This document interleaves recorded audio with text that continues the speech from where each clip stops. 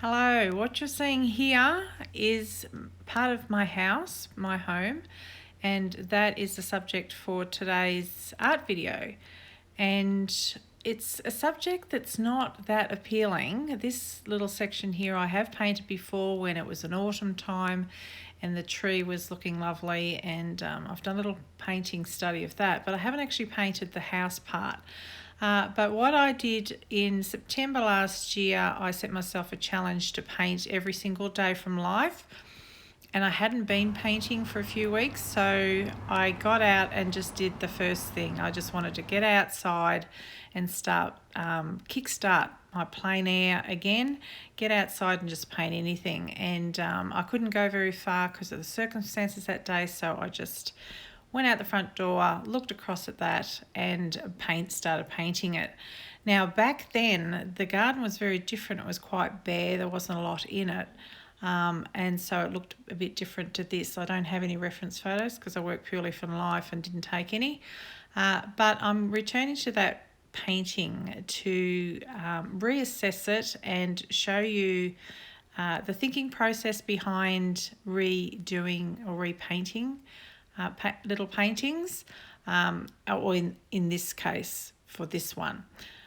It will help you kind of look inside the brain of an artist and see what they're thinking and trying to achieve. And in this situation, the painting is very bitsy and it needs to be simplified, and the colours need to be simplified. Because it was the first one off the bat and I was gung-ho to get going, I grabbed too many colours, too many things, and it really got quite messy on me. The end result after the session we do here, it's fine, but it lacks a figure. I think it needs some sort of element compositionally, but the painting itself achieves what we set out to do.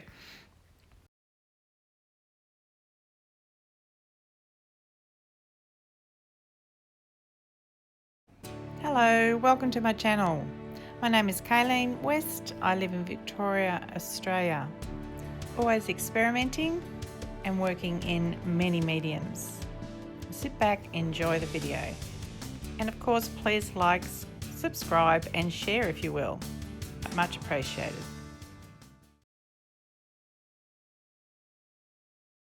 I cannot encourage you enough to paint from life. I have to remind myself to paint from life more often. And the reason is that you can see so much more from life than you can from photos. You learn so much more. When plein air painting, you can see reflective light and colours that you can't see in a photo.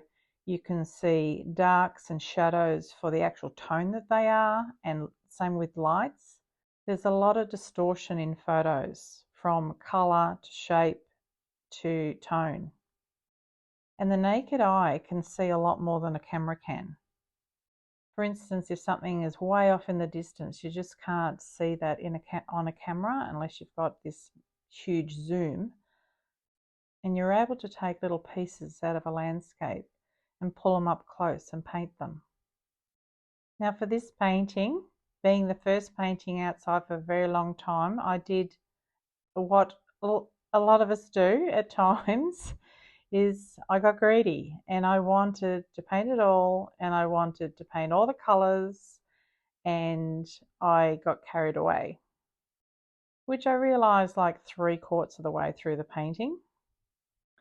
I reminded myself it's a study and it's like a kickstart, so not to be too harsh on myself.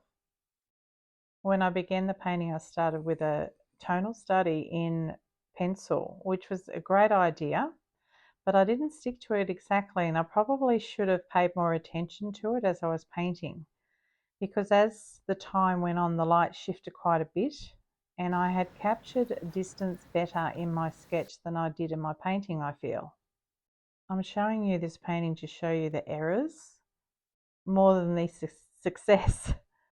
And the errors were not to use the warm and cools to my maximum to make the painting recede and bring forward, to use less colour, and to stick to my sketch more.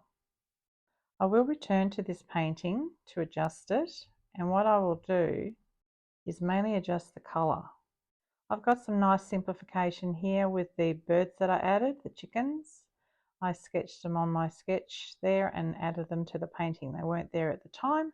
They were outside in the pen. We have chickens out the back. And my palette wasn't full of colour, but I mixed a lot of colour. And note the dark window there. That's the change of light. Initially it was lighter, it was darker.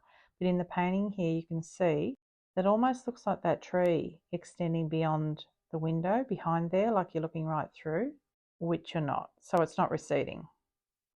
So for your benefit, more than mine, because I'm not really interested in returning to this painting, but for your benefit, I'm going to return to this painting, make those adjustments and show you the difference. Because sometimes it's easier to watch someone crit their own work than have your own crit. I love critiques. If it's done in genuine helpfulness, I love a good critique. When it's personalised, it's in private, it's a good idea. Slamming people's work online is not a good idea. It not only discourages artists, but it's not helpful.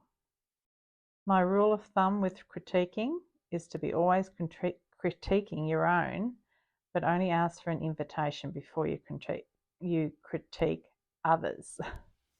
So let's return to this painting. Yesterday I decided to put all the unfinished paintings, the paintings I need to work on, in a box and bring it into the studio space I've set up inside. It's a small area inside. And so let's pull that out and have a look. And it looks a little bit different now it's dried and that. It doesn't look, it looks as bad and not as bad to me, but anyhow, we'll pull it out, and still needs to be fixed. Now this is not great light, so I will adjust that before we start painting, but you can see how dark that is right there, and now the tones are just way too close, and even that line, the line at the bottom, continues through, and these darks are just dull and yuck. So the painting's going to need an overhaul, and it'll be worth it. I'll be, at the end of it, I'm sure I'll be glad that I continued with it. But let's see what we can do with it. Sky's not too bad. I like where the sky meets the tree too. But so to help me out here, I've got one of my books out, Tom Roberts. I'm very fond of the Heidelberg School and the Arthur Streeton and Roberts. And I've flicked through to find a painting that's in the similar colours. So if you look at mine over there, as it happens, it's very similar in colouring to this one. Now, in he's got a much bolder directional dark in there. The lights and darks are, far more contrasting. The sky's not as doesn't have as much colour in the sky, but I'm going to use this to bounce off because it is a similar colour, and just to remind me of certain elements. And I still find that mine's very dotty. It's not my usual brush strokes. I've got very fiddly and dotty, so I need to simplify. So that's what I'm going to do. I'll put this beside it, and then we'll go from there. I've also got the sketch here to remind me of the lights, because this is where I need to make it jump. I really need to make it jump in here, and the tree against the building instead of the tree blending with the building. So, I mean, that was quite nice, simplified like that. I really like my drawing part of that tree as opposed to my painting. So I'm going to lose the greens, like in Roberts, he's got the greens in the foreground in the painting that I'm using to bounce from. This is warmer, which is usually, you put your warmth in the front, but it's got a cool warm in the background. And I'm going to take the colour out. I'm just going to play with that and see, just emphasise the colour more in the foreground. It's going to be tricky because he's got a boat here that is the main subject, so that's what's grabbing the colour. In mine, this area here is the main subject, so this is where I need to put the colour. So instead of the blue, I'm going to bring up the green in here. So that will likely be a lot higher key and cleaner colour than in Tom Roberts' example. But I want the eye to go there before anywhere else. The house is just part of the scene, but I don't want it to be a feature, and I want that beautiful tree. I'd like to capture that beautiful tree again. So just be wandering through here up to the tree and around rather than be landing over here with all that dark there.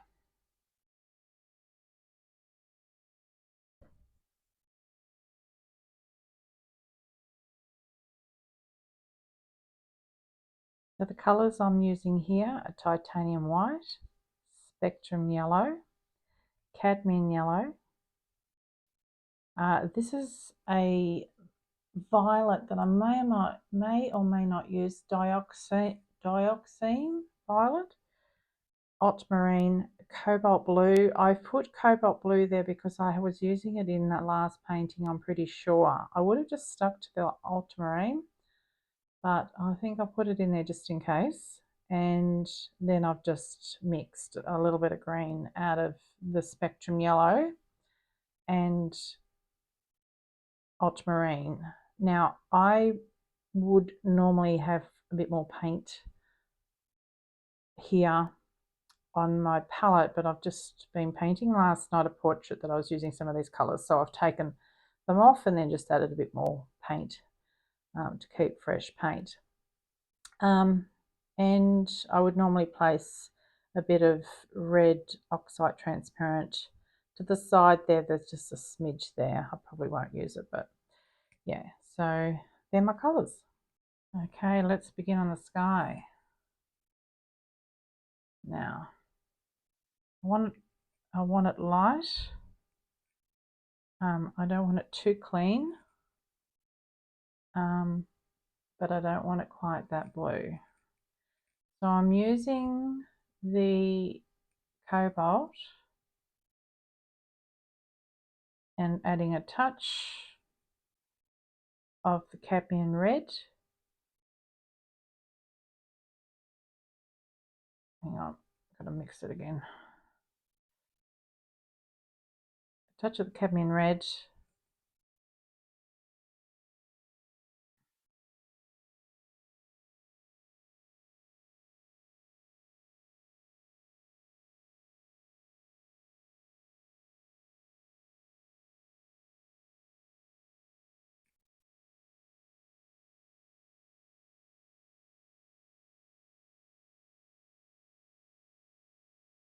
Mixing more red in places, more blue in places. I'm going to come down and lose some of the sky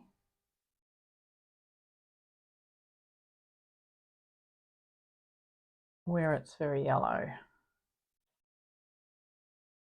because I don't want it that bright there. I want it bright in here. Cutting into that tree where it's to be more like my sketch.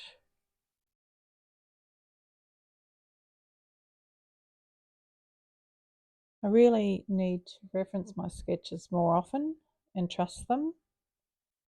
When you're outside painting, there's just information overload, and the sketch not only helps you simplify your subject, but sometimes those sketches have something special about them too, that it's nice transported across into the painting.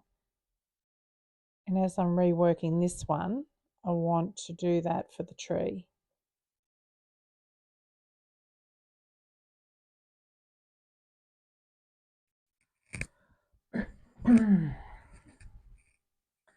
Now this is just to look at it at this stage, to see what I need. Now what I need is to grey it off. I'm adding a bit of that green into my mix. I know that's not generally what you do in the skies, but with enough red, I'm getting more of a grey colour. When I'm happy, I can put more, I can lay more down. So a really good tip for the sky is, I mean, generally we don't put green into it or avoid putting green into it. There's always an exception to every rule with painting, but you don't want green skies in general or the sky to look too green. But red is your friend, red and purple, and obviously purple is a combination of blue and red. So when you transition your skies, sometimes you have to transition the colour with a barrier of purple, which has a bit of red in, and that will keep your skies clean and void of an actual green tinge. I'm scumbling over that because I want to knock that back. Now my hill in the sketch is higher, very blue here. Blue's nice as a to have a bit of a colour coming through there.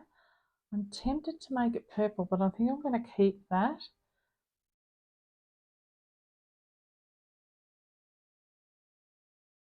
I think it helps the painting.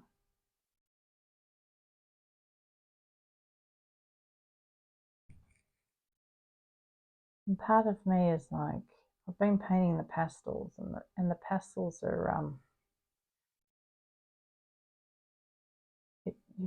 you really take advantage of the colour in places, and this is somewhere where I really like to see a bit of colour in that those distant mountains. It's very much like that in Australia, where those distant mountains, just that atmospheric blue is there. It's just so beautiful.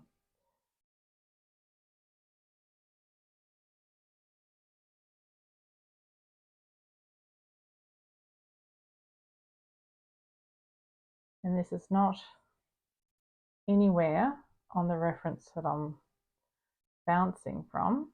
It's just something I feel the painting needs.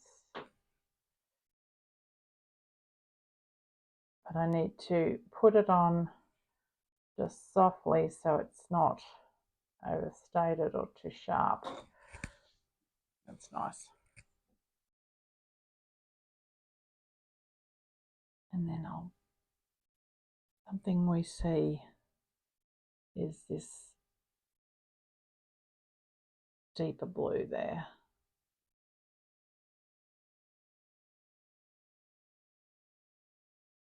Okay, that's it. Now, this background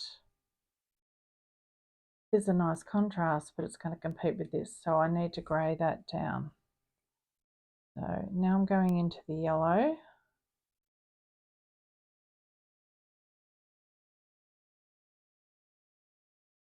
Let's see if I can grey it off. It's a matter of going back between all the primaries until I've got a more grey, blue, green in the background. Adding a bit of ultramarine.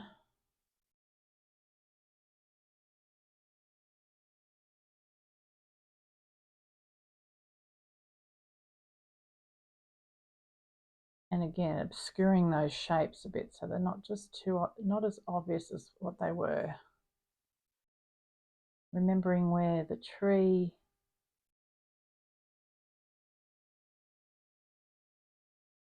is and isn't in the sketch.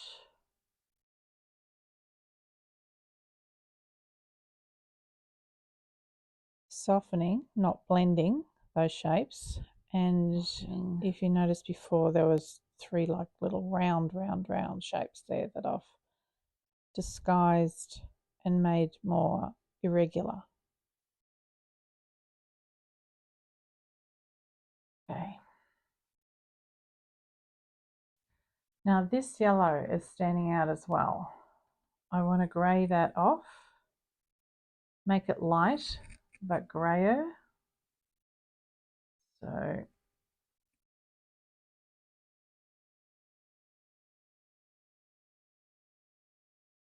I'm adding more purple.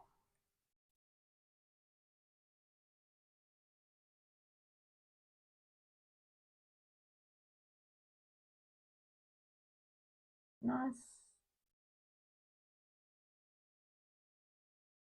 Scumbling, and we've softened it into the distance. Much better. Now I don't want that to jump up like a triangle and meet that line. So we need to change those. Now I'm looking across to my reference to see how Tom Roberts handled that sort of middle ground.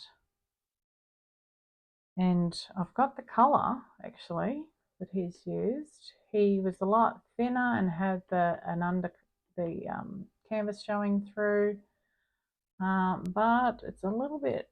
I'm just going to go a little warmer in there and see what happens with that. So I'm getting the green that I mixed, adding a bit of red to it.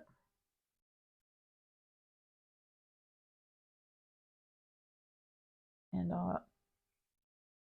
I will just change the shape of them a bit. Needs to be darker.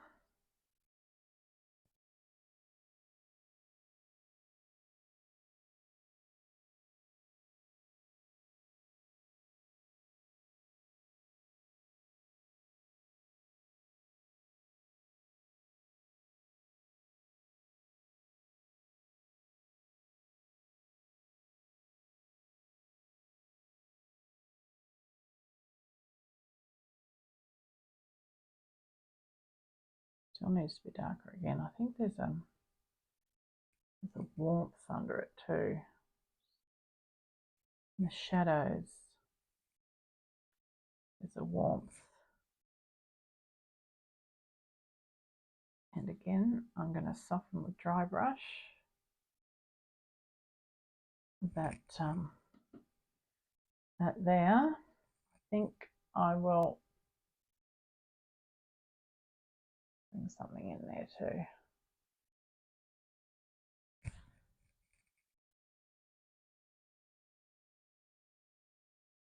Now we need to go really dark. I'm getting the cobalt and the cadmium red.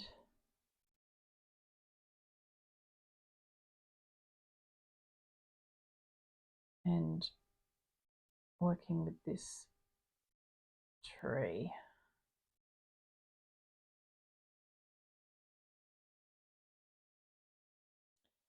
Now it's funny how you remember the struggles when you're painting. So even though I painted this months ago, I do remember struggling with the roof. Painting it as I saw it wasn't working. It was just, I don't know, I just couldn't get the roof till I was happy with it. I wasn't in love with painting the building to start with, but that made it even worse, the whole experience. So this time I'm editing the roof as I go as well, and it just sits better with me in the end. And I want to link it to the dark.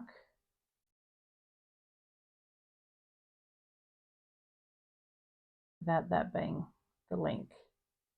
So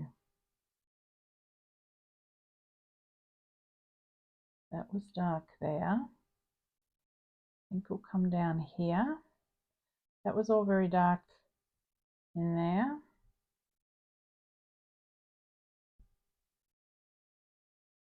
And we'll go down from there.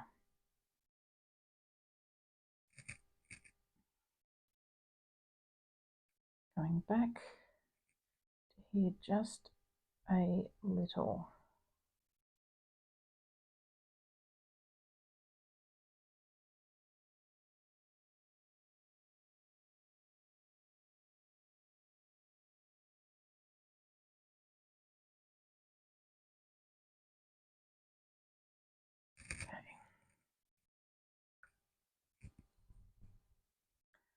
Now I'm bringing the darks down. Now remember I said to you it's all very dull, and these shadows are currently, in my opinion, quite dull. So we need to warm them up a bit. And just by looking at the Tom Roberts picture, I can see under his boat he's got these lovely, very warm reds in there. So that I'm going to borrow that and try that. And this could make a complete mess for my painting, but this is what I'm going to try for myself. See if I can get away with that much red in there. I'll put it under the chook and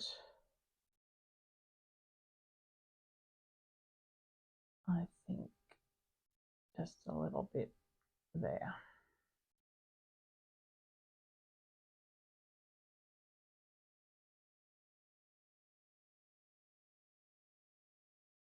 Coming back with the greens.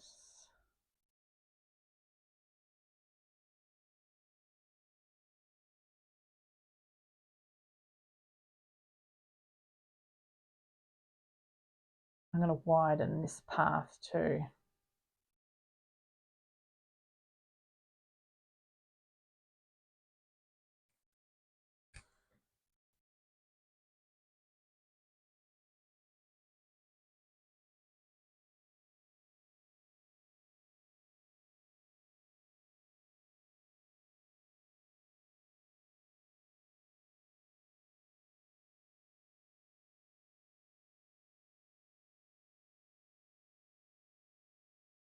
I'm very much relying on my sketch now.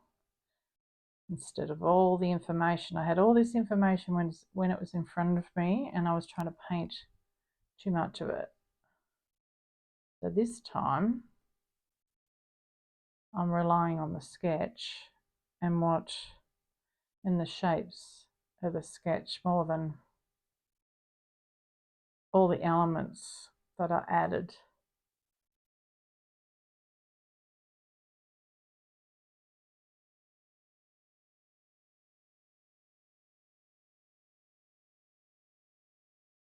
Okay.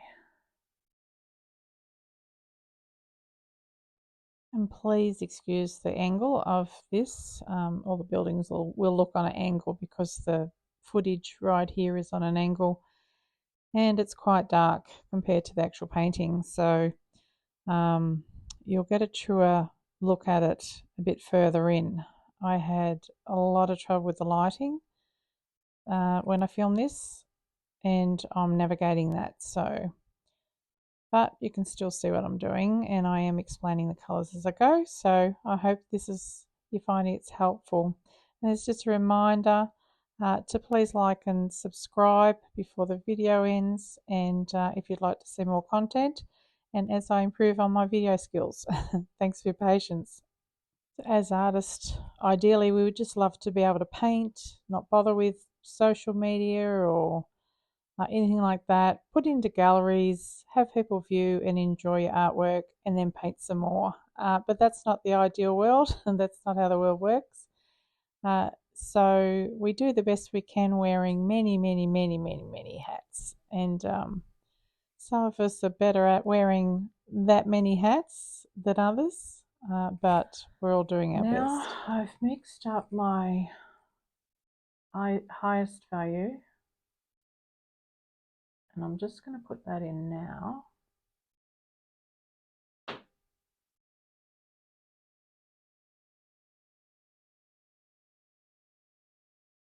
I do remember that light on the fence, and it hit up here,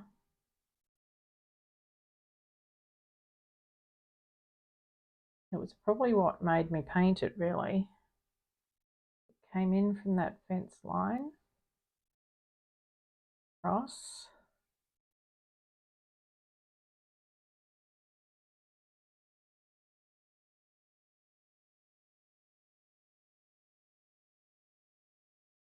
An angle right across the fence like that. And then it just wove its way through the grass like that. It reflected in the window.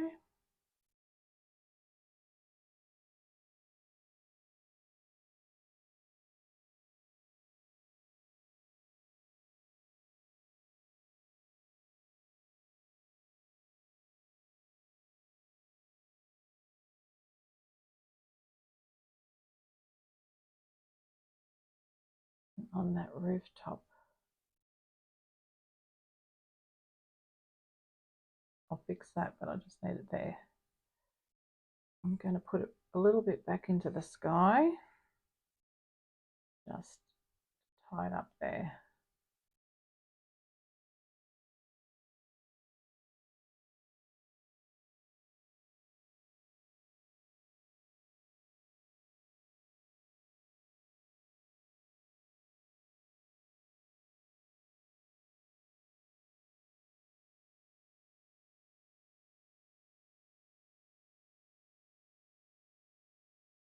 Then I need a darker version and warmer as it comes to the front. Actually, I've just mixed that. Notice that that's in Robert's painting, that colour in the foreground too. So, and I want to change the shape of this.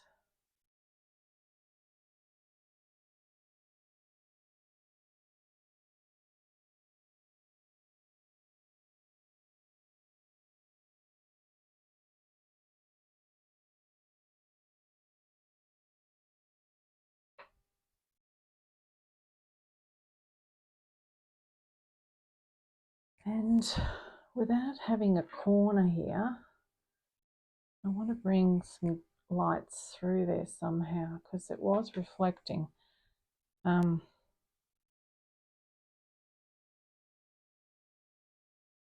we'll go for a foliage green.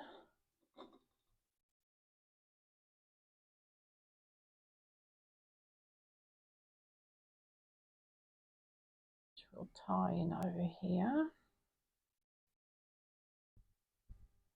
And take advantage in here.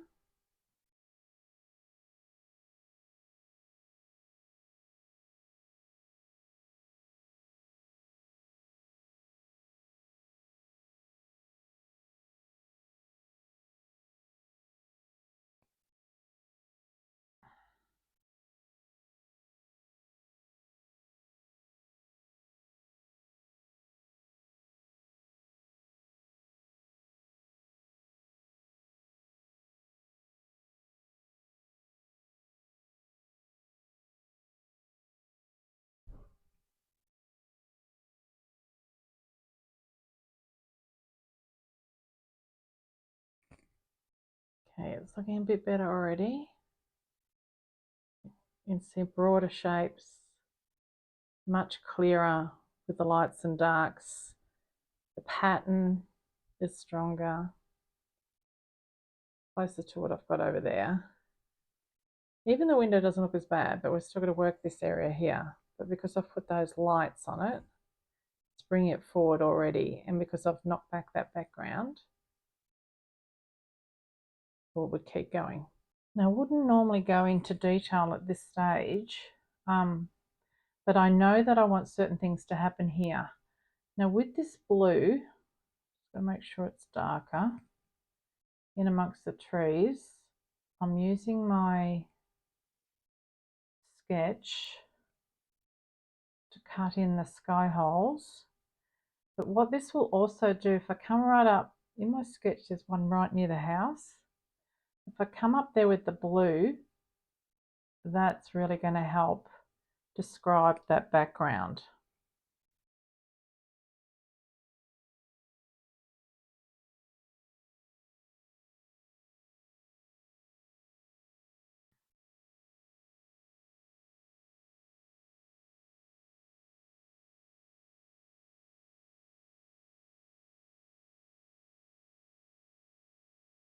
Okay, my husband rang in the middle of that, and I just started fiddling off camera, and I shouldn't have. Oh dear. So you just gotta, yeah. All right, I'm gonna try and fix what I was just doing. I want to still soften this tree. The sky holes looked a bit dotty because I was on the phone just dabbing away, which you just don't do. Just don't do.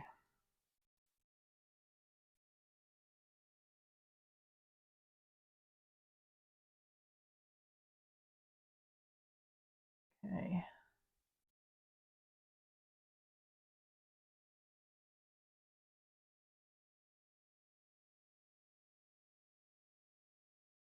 I'm steering away from Mr. Roberts again. This is all very warm. He's painting, and I'm going back to the cools again. Greens.